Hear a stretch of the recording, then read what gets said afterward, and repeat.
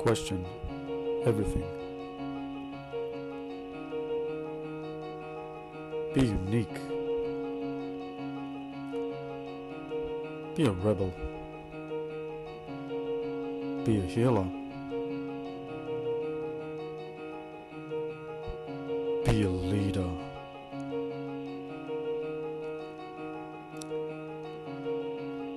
Be a light warrior. Welcome to the new Aeon.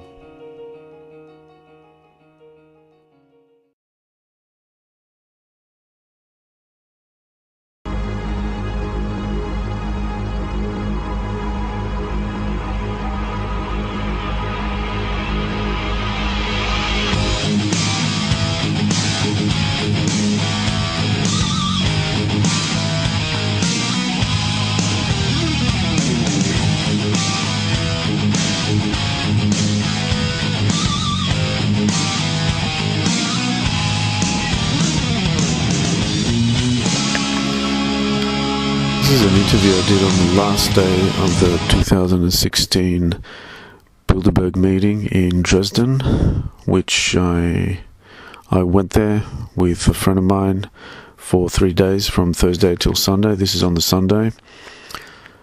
This is right after the meeting finished, and it was only on that day that there was quite a crowd outside, maybe maximum 20 people. Before that there was nothing. The previous days we were quite disappointed, and I met this very interesting gentleman. Goes by the name of Freeman. He's one of the biggest truther names in Germany. I've never heard about him before that.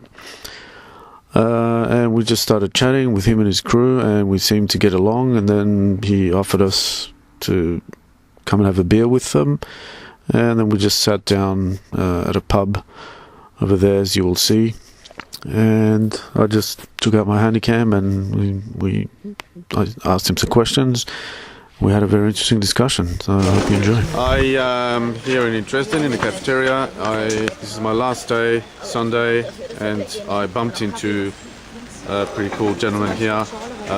Goes by the name of Freeman. He was one of the original guys that used to follow the Bilderbergers every year around the world, and back when people used to say, you know, you're crazy, it doesn't exist, the media didn't admit that they were real. So, take it away. In a way it's the same, in another way there is some development. They are kind of more open, relatively more open. It's like an open secret, would you say, sort of? Yeah. It's an open secret. I remember when I first went to Bilderberg back in 2004, there were, first of all, nobody watching them. We were maybe 4 people. Right. Because it was completely unknown. And also, we could watch them much more closely. Uh-huh. They did not do much security-wise, because it wasn't known, and therefore they didn't have to do it. Yes. And then what happened is that over the years we forced them more out into the open by doing, capturing their faces, putting them online, yes, writing about it. And then they started, especially after sieges in Spain in 2010, where we got them all with their faces. The media was also forced to report about them, and also they themselves went out into the open by creating their own website and putting up the list of attendees, and also then making a list of what they are talking about. So what we have done, you see, our aim is to bring transparency into this whole meeting. Do you think that will happen in a complete way one day? Like, to tell us what they discuss in the meetings? I know the history of the Bilderbergers very well. Yes. And there used to be, in the 50s and the 60s, there used to be press conferences after the meeting. Official press conferences which were held by Prince Bernhard. Right.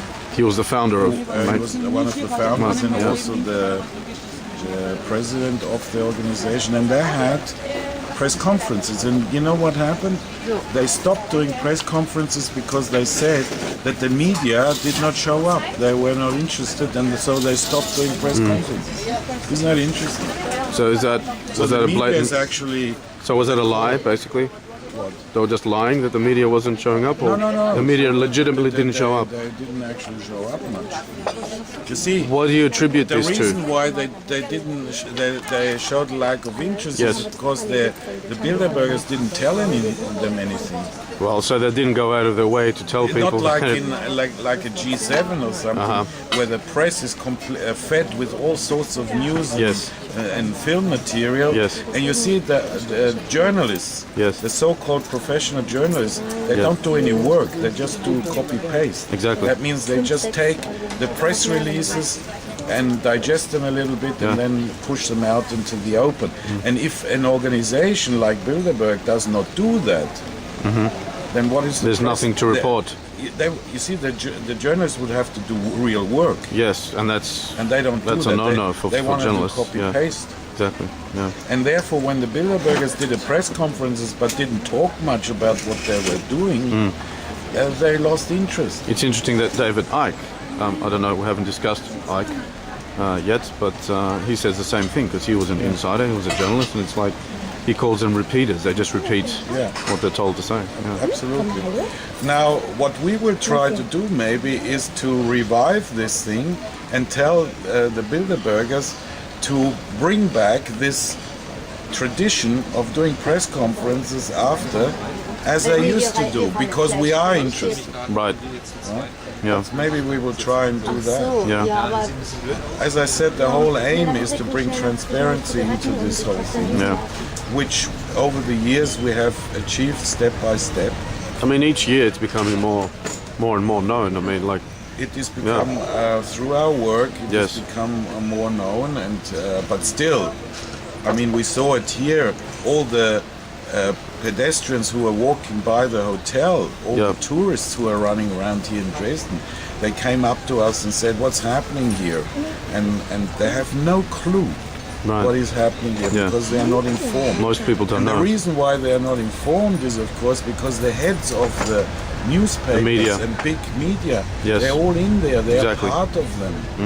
Like in this case, the big boss of the Springer, The guy that we saw before. who run the biggest newspapers, or Grün und Jahr, Yes. or television, Sat.1 Pro 7, they're all here. And therefore, and in other years where other media people, for instance, last year was the head of the BBC, was at the Bilderberg meeting, and things like that. So it's no wonder that the media does not cover this. Yeah. Well, it doesn't cover it really. The only thing they do now is say, "Oh yeah, it's happening, and these are the people who are attending." That's all. and that's it. Yeah. But they're not going into why is this guy there and that guy and connecting Yes. the dots. Yes. They're not analyzing. They're not going deeper into this whole thing because that would mean work, of course. Speaking of that, the little discussion we had just before we started recording, to what extent do you think that the Bilderbergers could be equated with the New World Order? Because I said, do you think it's a New World Order since the 50s? And you said something like, no, but the globalist billionaires trying to push for a more, it's like a If you corporatocracy, go into the archives, plutocracy. if you do research and you go into the archives of the Bilderberg, for instance, of members of Bilderberg into their personal archives, which is in some way possible from the 50s and 60s, then you will find out what the decisions they made, what the discussions they made, and it absolutely shows that they are initiated a lot of things like the European Union, the common currency, and also generally the European policy. And which actually, you see, the whole European Union movement was financed initially by the American Secret Service, by the CIA. Right. They wanted to create this unified Europe. which then merged into this Bilderberg thing. You see, the Bilderberg is a kind of a community who wants to, who pushes the transatlantic connection between Europe and America, and the bridge across the Atlantic. Things like the NAFTA agreement and stuff. And NATO, they push NATO, they push EU, and all these things, or more or less to the benefit of big corporations. So what we are seeing is actually a corporate dictatorship, because the corporations, they float over countries. They don't want countries. There's no such thing as true democracy in the West. They don't want national laws. They want laws for everybody. And especially they hate nationalism. Absolutely. Correct? Yes. Absolutely. They try to make it, an evil thing to actually want to defend and be proud and preserve your own culture. I mean, it's an insanity to think that that's evil, they want to make that's a this propaganda. Total mixed race thing, mongrel race, and that you don't have your own identity anymore, and your own language and your own. Easier to control. Absolutely. Do you agree? Yes. Absolutely. You see, the Americans, why they did this is because they want to talk to one person. They don't want to talk to 50 countries. It takes too much work. They want to talk to one institution that talks for Europe. And actually Kissinger said that. Him again. Which phone number can I call if I want to talk to Europe, Yeah, oh my God. And by the way, he's been an attendee of Bilderberg since 1957. Wow. So he's been a long time. Yeah. And he was here now. He was here. I mean, he's 93 years old. He can hardly walk. Good Lord. But he's still obviously controlling and this whole thing, and with his ideas about the world. Yeah. With his criminal ideas about the world. He's one of the biggest power players. Anyway. Absolutely, And but he's of course officially honored. I mean, he's they put out the red carpet all the time, everywhere. Yes. But actually, he's a huge criminal. Yeah, absolutely. He's a war criminal, 100%. Yeah. And these are the things that are happening. Yeah. The pity that even although we are trying to inform and wake up people, it's a pity that so little numbers are here showing their protest. We were so disappointed yesterday. I was here with my friends. And it's ridiculous how little people come and show up in front of the Bilderberg Hotel and express their disgust what's going on there. But it has to do with lack of information by the media, which are part of this control of mainstream media. And the second is it's a total lack of interest. Yes, and apathy. It's total apathy. Yes. And where do you attribute this apathy of mankind? Because of the brainwashing by the media, there are too many distractions. There is too much entertainment. And education as well is very false. And also, people are too busy just to run their lives. To make a living. To make a living. And therefore they have, and the little time they have free, to research. They're sitting in front of a TV, getting even more brainwashing 24/7. Yeah. Can you imagine? Let's say 50 or 70 years ago, when there was no television, when the people got home, they sat on their kitchen table and they actually thought about their situation. And they discussed and thought, gee, I'm in the shit, right? And out of that came an anger. Yes. But today, all this anger is suppressed by this entertainment. And they just play video games and go on Facebook and watch TV. Stupid reality TV shows and pop music, Hollywood. And this is what's happening. Yeah. So do you think there's a light at the end of the tunnel? Because just quickly I'll say that when I was there, when I met you guys an hour ago, it was like, I felt almost like, the scenes in France 300 years ago when there was the royals and the peasants standing outside, Marie Antoinette and all that. I'm thinking it's the same thing but for the 21st century version. We're sitting out here like poor peasants, ignorant peasants, and these guys are the kings of today. And we're not really changing anything. We're just, like the peasants used to throw fruit and stuff, and nothing, they really changed nothing until the French Revolution. Do you see a solution without violence, though? Well, everybody who I talk to, the normal people I talk to, they say, well, they are too well off. That's why they're not doing anything. Right. But They're not too well off, they're slaves. Excuse me, this is relative. I mean, an animal in the zoo is well off too. Right. I mean, he's taken care Yeah, of. exactly. I mean, he's in a cage and taken care of. But they don't know better, though. Does that mean he's well off? They don't know anything else outside of it. Yeah, exactly. So this is all relative. Exactly. And I always tell them, what are you waiting for? Do you wait until the Gestapo kicks in your and to door get microchipped and arrest you? Yeah. Is that when you're going to wake up? But then it's too late, and then you can't do anything. Indeed, about it. indeed. So you should do it beforehand. We have to do it now. Yes. We have to do something now to change. The main thing is, of course, to change yourself. Absolutely. To change your person, your behavior, what you consume. Yes. Who do you give your money? Where do you spend your money? What services? Who do you work for? Yes. Do you work for a criminal company? Yes. Or do you work for a good company?